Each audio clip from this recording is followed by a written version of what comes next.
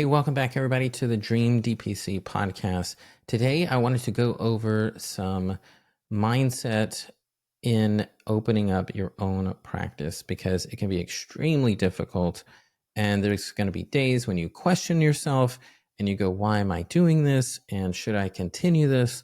So let's go over 3 different areas that I think are very important to help you along and keeping your mindset and keeping that resilience to keep the practice going.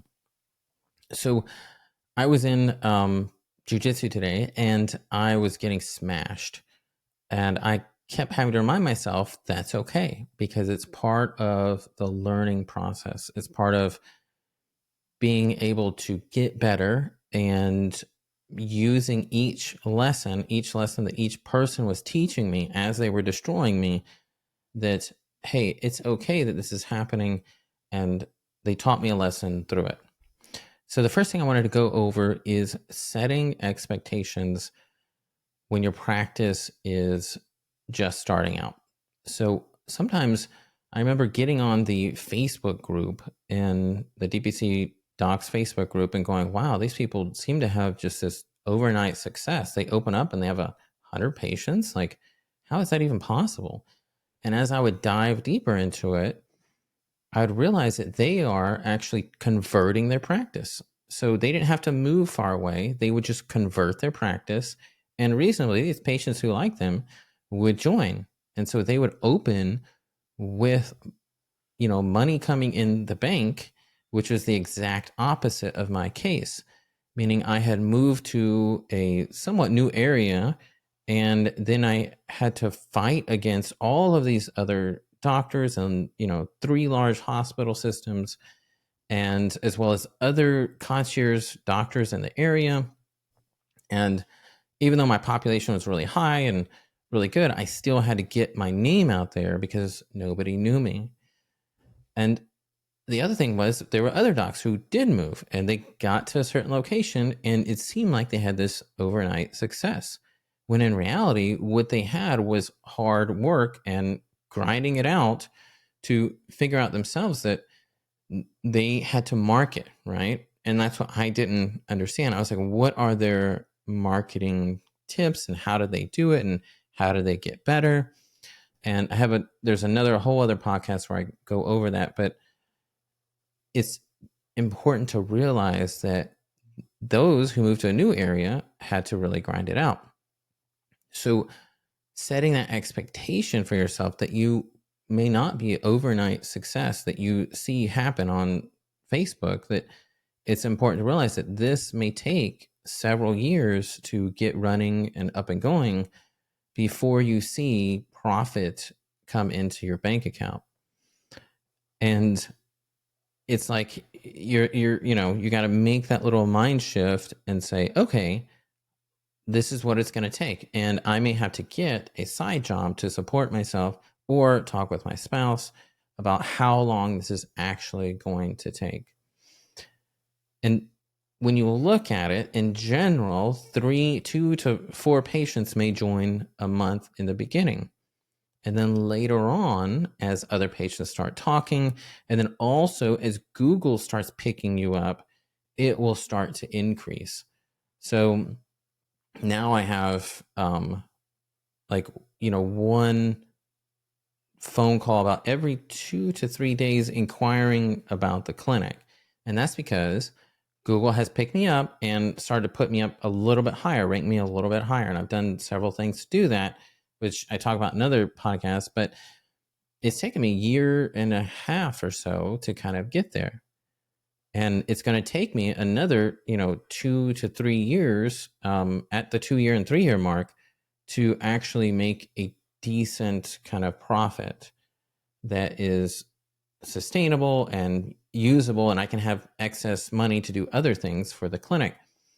But that's the reality, is that just like an insurance practice, if you're new to the area, it may take you a couple of years to really establish your patient base, and then another year to grow that patient base to where you actually want it. So it's important to realize that should be your expectation and that you're going to have to get out there and present yourself to the public, because it's a little scary. And your mind is like, oh, well, maybe I'll just be an overnight success. That's the easy way, right? That's where I don't have to do a lot of work. I'm just going to be overnight success. But in reality, you have to grind it out. You have to go to the networking events. You have to publish Facebook posts and Instagram and TikTok. And you have to go to events and talk there. You have to go and meet with Chamber of Commerce. And so it's just, and you have to keep making phone calls to businesses, and you have to keep doing this stuff until you get to that level of sustainability. So that's just a little bit of the expectations that, from my point of view, that I had to rearrange my brain a little bit. Now, the next part is the mindset needs to change from being solo is what we've been trained to do in medicine, be this like solo practitioner that knows all these things, to being somebody who knows nothing about business and then asking for help on that. Asking somebody who knows how to actually do it and how to talk to people, as well as how to talk to businesses, and being able to just say, okay, I don't know this right now, post it to the Facebook group, right? Post it there, or find somebody who knows help, DM somebody, tell them, hey, I have no clue either what this diagnosis is, and I'm trying to get my clinic off the ground, so I don't have time to research it that well. Or maybe you do, and you still can't find the answer, and you feel like a failure because you're trying to ask. But it's very important to know that as soon as you just ask for help, right, you make other people feel good for helping you. So that's kind of a little mind shift there, that you can ask for help and then actually make other people feel good. And yeah, maybe somebody's going to be sarcastic, just in the reply, right? And that's sometimes expected. Some people, maybe that's how they were just raised, and they just reply sarcastically, or they reply with exclamation marks. You don't, this is this, blah, blah, blah. And that's okay. That's all right. That's how they are. And you get an answer, right? You get an answer for that. And asking for help is extremely important. So you can go to your Chamber of Commerce and ask for help. You can go to the Facebook group and ask for help. You can send me a message. It's totally fine. I help people all the time. And that way you get used to that asking for help. So I don't know how to streamline my business. How do I do that? I don't know how to organize. How did you guys do it? I don't know how to do a Facebook post. How do you do it, right? There's plenty of doctors who've done it on here, and they've had significant success doing it. So having that mindset where you're going to ask other people for help, I think is very important. And it's hard to change from that, because when you were, maybe rounding in residency, or even just in your own clinic, you were kind of sometimes a one-man show. Maybe me, I asked my nurse for help all the time, and I would just ask people, hey, how do you do this? I don't know. And I got this mindset from when I used to run businesses before, because eventually you're just like, I got to do it. Otherwise, the business is going to go down. So asking for help is a significant mindset shift that is very important to go through, and will help you go a long way in being successful. Now, the next thing is taking a day off. So the clinic, and you getting the clinic off and running, it is okay to take a Saturday off. It's okay to take a Sunday off and do things for yourself. Because what's happening is, you'll see in the beginning, you have only so much creativity, and you'll see other doctors have more than you, and that's okay. They have more than you, maybe a different age, maybe a different group, right? So it's okay that they have more, but you have to figure out when you have to take a break, because if you don't, then you're going to burn out, and you won't have that creative juice to apply the next day. So And you'll find that, oh yeah, I only have so much creativity throughout the day itself too. So for me, it's mostly in the morning, between like 9 to 12. And even then I go to jujitsu at like 11:30. So sometimes I cut it short just a little bit. But also designating a day to take off is fine too. And then you designate a day to be creative. So Mondays is my creativity day, and I try and do that. Sometimes you can stick to it, sometimes you can't. But it's okay if you take just a little bit of time off, because then you get that rest in your brain to reset it and then work hard the next day. And it'll get easier where you may be tired, but then you're okay because you've learned how to be that creative person and you can create things. Just like I'm doing right now.